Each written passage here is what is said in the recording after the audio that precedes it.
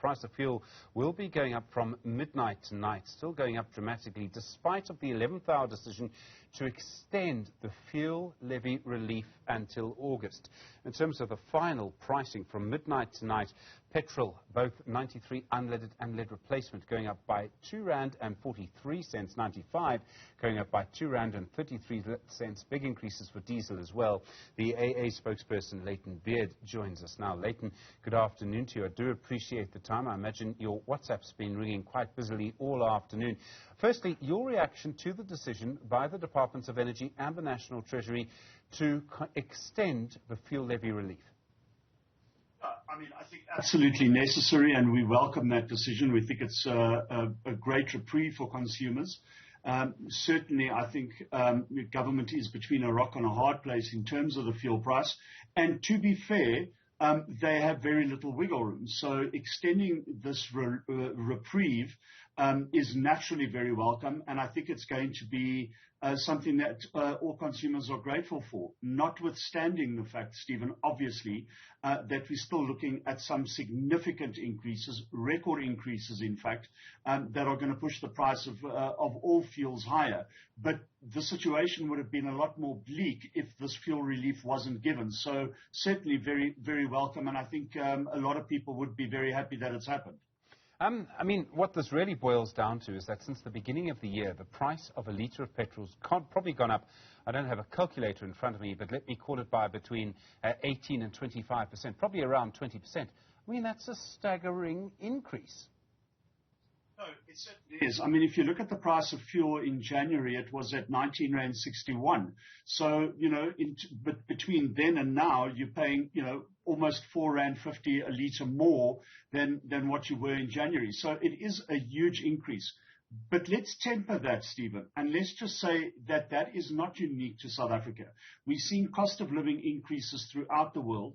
We're seeing the price of fuel increasing throughout the world, and South Africa is not isolated from the world. So this is not a unique South African situation. It's happening everywhere in the world. And as we're seeing in other places in the world, people are having to adjust their budgets. I'm reading a lot of stories of people saying that they're having to cut meals because they can't afford them, or they're having to deal with just less of everything because they can't afford it. And that's a situation that is happening in the rest of the world. That doesn't make the situation for people who are struggling any better to know that, but I think it does give some acknowledgement to the fact that government in South Africa is not responsible, for pushing these prices up, unnecessarily. They are at the mercy of international geopolitical developments.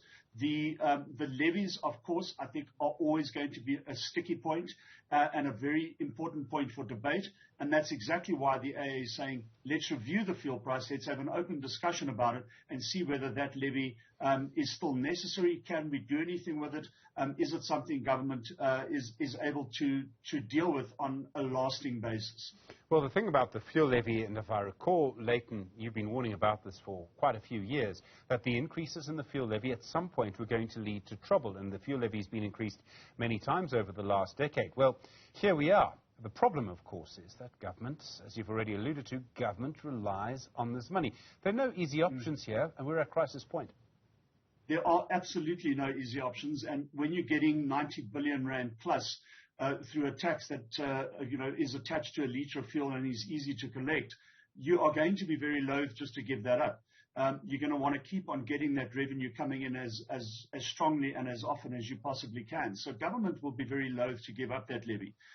The alternative, of course, is that government says, okay, well, we scrap that levy, but you give us the solution in terms of where we refund that 90 billion. Do we find another mechanism that is suitable to everybody that can fund that? And obviously people are going to say, no, there isn't. So the issue really is how do we deal with those levies? I think one of the things that we've said all along as well, Stephen, is let's relook at the RAF levy. We know the RAF is a poorly run institution. We've been calling as well for a long time for civil society and private sector involvement in the management of the RAF. which may reduce our reliance on the RAF. In fact, if we improve our road safety situation in South Africa, that may reduce the reliance on the RAF and may reduce the pressure that we put on the fuel price through that specific levy. So we think there are some conversations that need to be held, and we would like a review to happen sooner rather than later. But certainly the reprieve is welcome, but that doesn't mean that we mustn't carry on talking about the fuel price, the fuel composition, and we need a review, and we think it should happen as a matter of urgency, Steve.